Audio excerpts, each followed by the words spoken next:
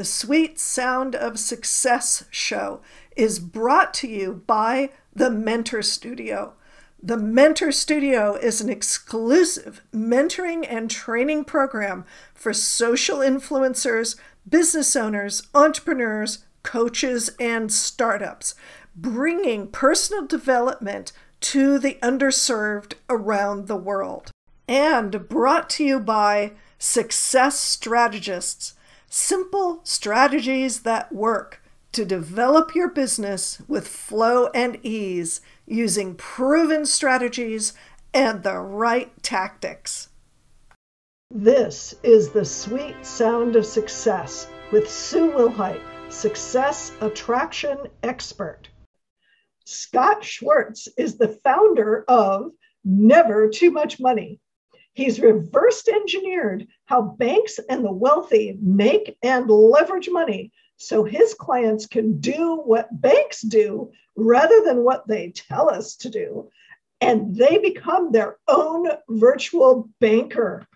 Well, Scott, welcome to the show.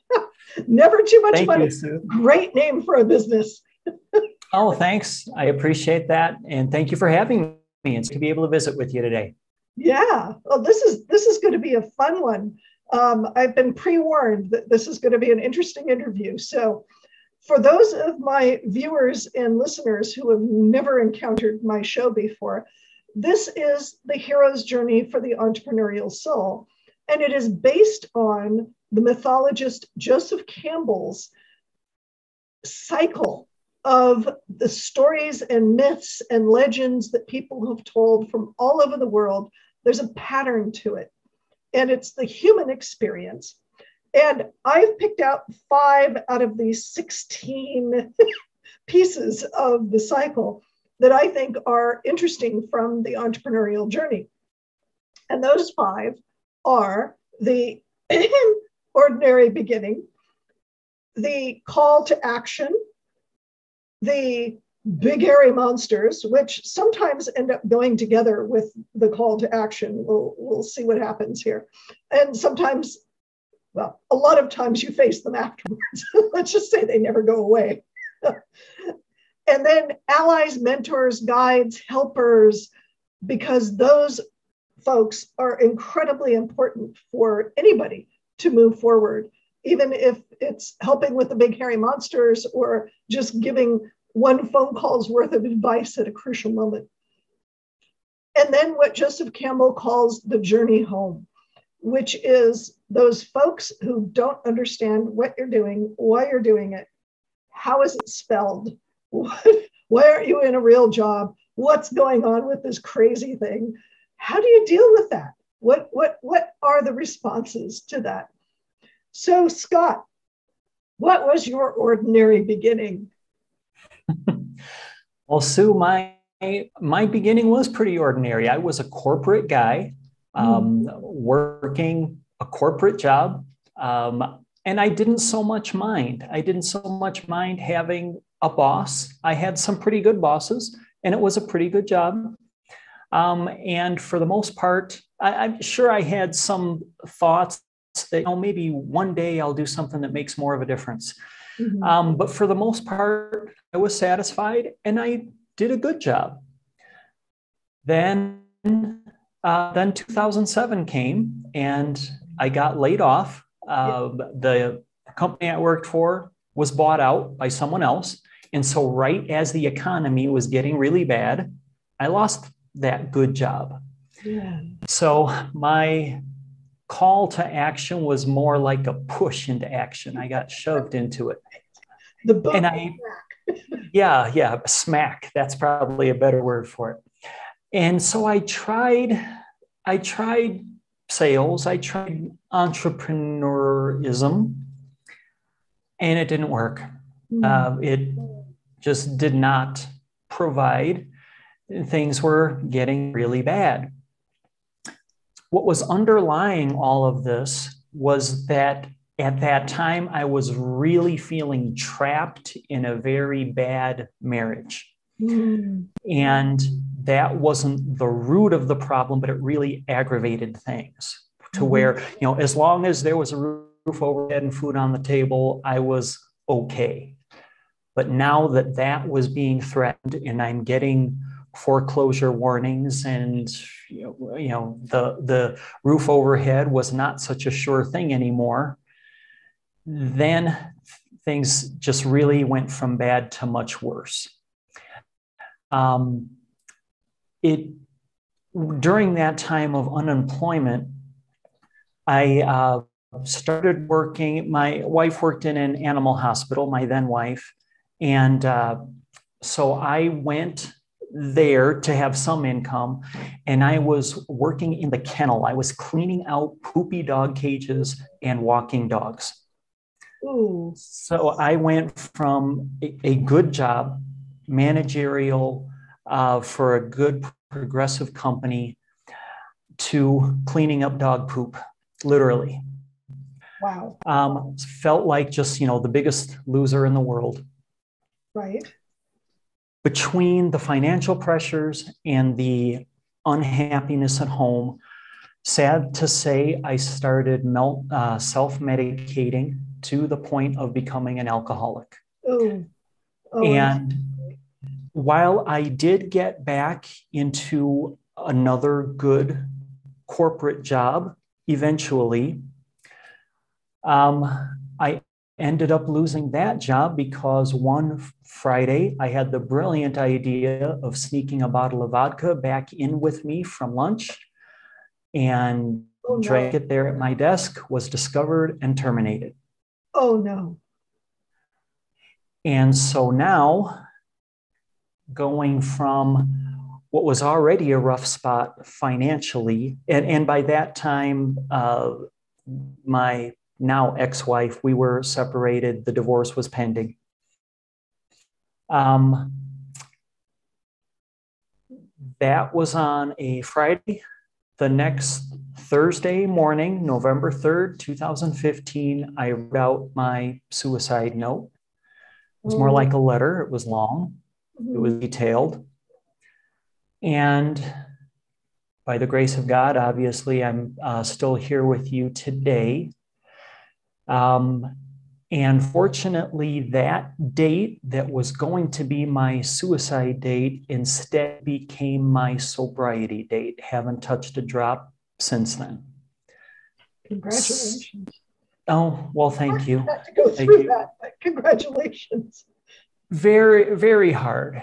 And in that moment, as I'm writing that letter, I was convinced that I was, thanks to my life insurance policy, I was worth more dead than alive to my then 14-year-old daughter, and that was the best thing I could do for her. That's how low I felt. Had no idea how I would have gotten back on my feet financially, so I just decided to end it. After changing that approach, fortunately, still left the question unanswered. Okay, so now what? Now what am I going to do for work? I'd already tried the entrepreneur thing and it didn't work. But in my mind, it's like, okay, I've got to make this work now, because now what had been such a good record of corporate, a good body of work in the corporate world, was now pretty much gone. So I've got to figure out something I can do on my own. Right. Right. So that next monsters. yeah, really big and really hairy monsters. Really hairy monsters, and big with teeth and claws. Man. Yeah. And fortunately, with I realized that I was pinning these problems on something external. I was pinning them on my ex-wife. I needed to take responsibility. The answer was inside me. And I had to take responsibility.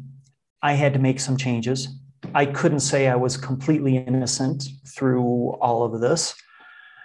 And I had to make myself more valuable to my daughter than my life insurance policy was. Right. So all of that experience in those corporate jobs had been in the insurance industry. Uh-huh. And that's what I knew.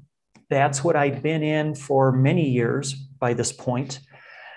And so I decided to, for a second time, try the insurance sales business. And some success, some failure. Through all of those times, you know, the extremity of my personal financial situation, I had declared bankrupt. Mm-hmm. I was on food stamps. Yeah. I did one of those medical experiments where you're a human guinea pig for an unapproved medication. You stay overnight in their facility and they watch your reaction. I figured at that point that the most valuable thing I had to sell was my health. Wow. But coming out of that, you know, I had hit rock bottom and was determined, okay, I'm going to dig myself out of this hole. Not dig myself. I knew I needed help. And, you know, my recovery was dependent on my getting that help. Right. And professionally, though, I really needed to figure out some really serious things really quickly. So that, of course, was an ongoing process where, you know, one day something I do is successful, the next day not so much, the next day it feels horribly. Right. There was that roller coaster, that entrepreneurial roller coaster that many of us go through to try to get established, to try to find traction in what we're doing. Yeah, absolutely. So who were some of the mentors that helped you through that? It started with my getting a call from a business acquaintance of mine in the insurance industry. He had moved from one company to another and called to inquire if I was interested in joining him with that new company. And he was a good guy. I respected him. I didn't know him really well, but I was willing to listen to what he had to say and read the information he sent me. And what caught my eye in what he sent me, and well, actually, I guess that'll get off track from your question there.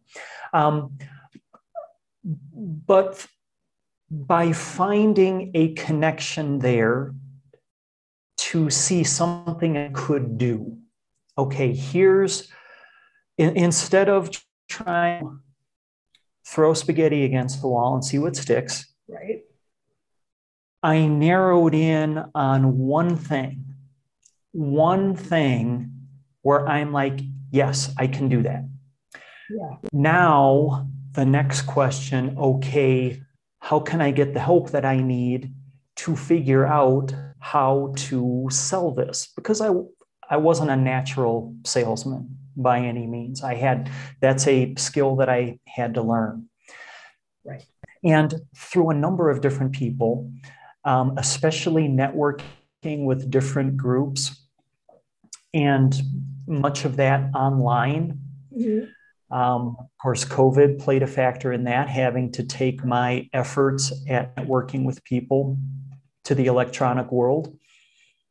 And that was actually, in a way, an advantage. And don't get me wrong, COVID's a horrible thing that's affected so many in a horrible way.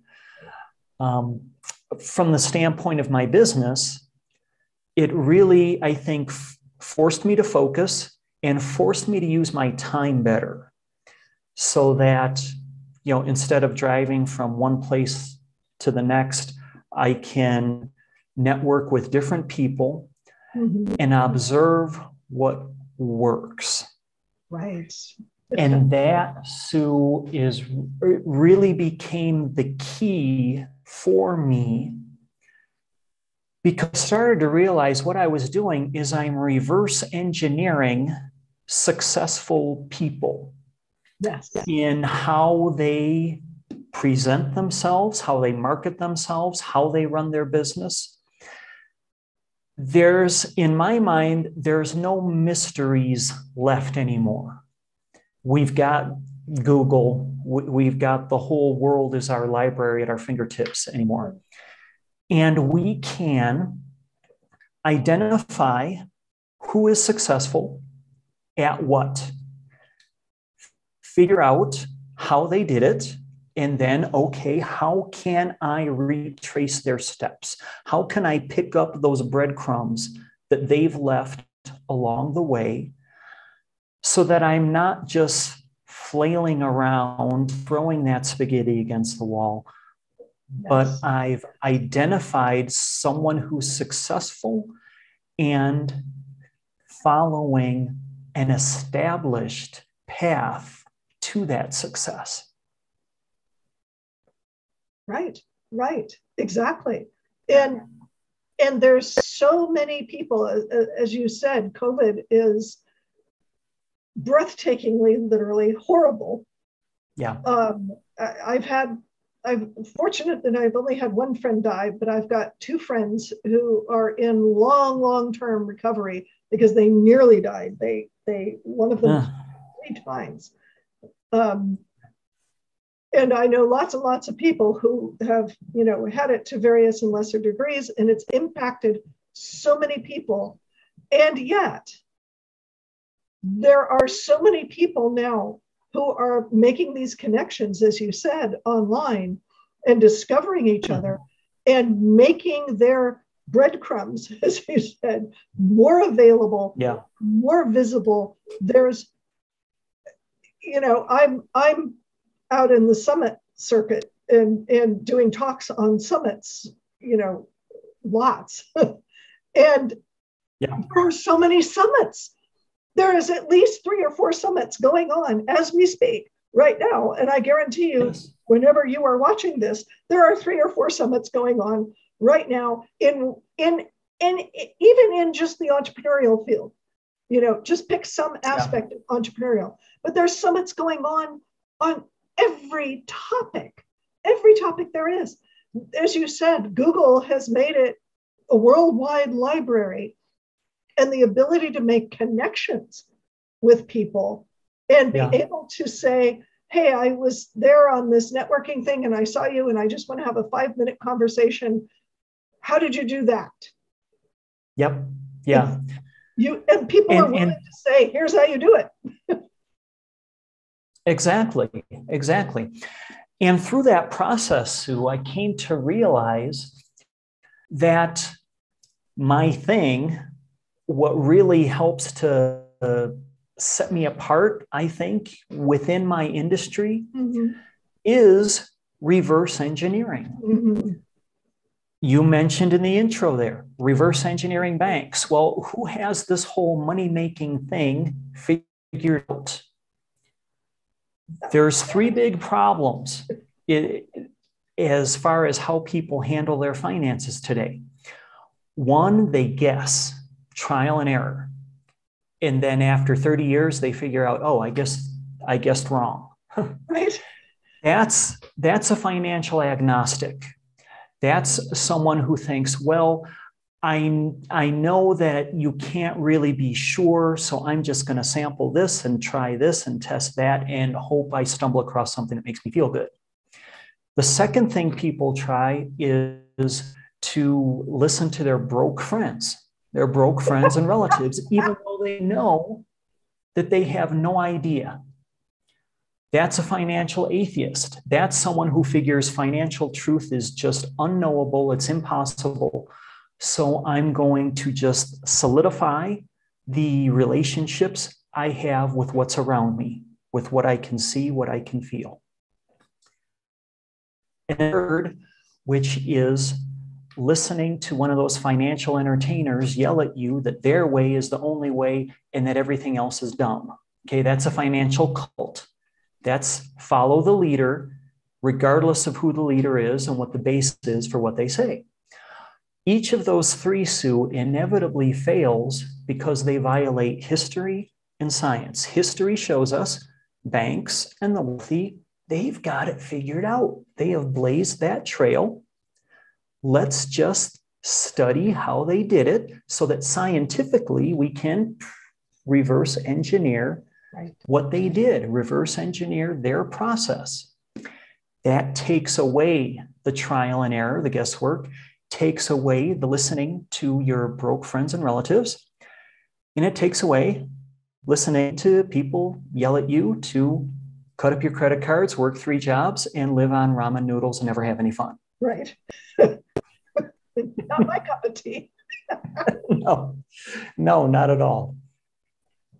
But that way, when you're reverse engineering what works, right, that just opens up the right way. That's not the expression I'm looking for, but the known way. Right. People want a successful algorithm. Yes. Yeah, that's a good way to think of it. You found that someone else has that successful algorithm, follow them. Right. And good for you for figuring that out for yourself, that's one of your gifts, so to speak, or one of your talents, is to be able to go, oh wait, let's back that up a moment and take that apart and see how it ticks. And then put it together again. That's the exactly. And put it back together again even better than it was before. Right. Because entropy always wins. So anybody can take anything apart. It's whether you can get it back together again and make it work. And as you said, make it work better than it was. Yeah. And so that's been really huge, a huge transition for me, a huge transformation for me personally. Mm-hmm. I've done that. Mm-hmm. And now I can turn around and help my clients to do that. Now, when I look back, Sue, I look back at, writing that suicide note and having, being in such a dark place, hitting rock bottom like that. Mm-hmm. Now I look back at that. That's where my growth began. Right. That seed started germinating then at my lowest point. I needed that. Yes. And now as I work with people, it's really my superpower, I think. The fact that I can relate to what they're going through, the extreme stress that people feel like they're under because of debt, because of unmet expectations when they thought that their financial life would be easier by now. The stress that's on families, all of that. I can assure people that I've been there. I can assure them that, there is a better day coming, that the sun will come up tomorrow, not just literally, but financially also. And that can go so long of a way to helping them feel that stress lift off of their shoulders and feel like they're pointed in the right direction. Nice. So I would imagine that you don't necessarily now have people going, are you crazy? They're probably more like, I'm crazy. Why haven't I figured this out yet? What is it that you're doing? Teach the magic. I get both. Of course, the second one you mentioned there is those are my people. That's my tribe. Right. Because I'm able to help them so easily. There are those where they just don't see themselves succeeding at this. Mm-hmm. When they hear me tell them what I just told you, Sue, that just immediately scoff, oh, it's not that easy. I never said it was easy. It's not easy. It's known it's not easy. Right. You need to find the right help, the right people, the right tools, and so on. And I had to do a lot of work on my mindset, on my mental approach to things in order to really open up to learning things that I needed to learn and doing things that I needed to do. I will never claim that it's easy. My claim is that it is known. It's not a mystery. You can reverse engineer success, financial success. I know you can, and I can help show people how to do that. Nice. Wonderful. This has been, yes, that was a doozy of a dark night of there. Bless your heart. Fortunately, by this point, Sue, I've told that story often enough that I can tell it without getting emotional. Yeah. It's been a part of my recovery, of my growth, to be able to tell it more succinctly, more matter-of-factly. And that really helps me to be able to reach out, I feel, to people that are having a hard time getting past the emotion of the situation that they're in. Right, right. Well, thank you so much for your inspiration and your superpower. And thank you for my viewers and listeners on the sweet sound of success. Thank you, Sue.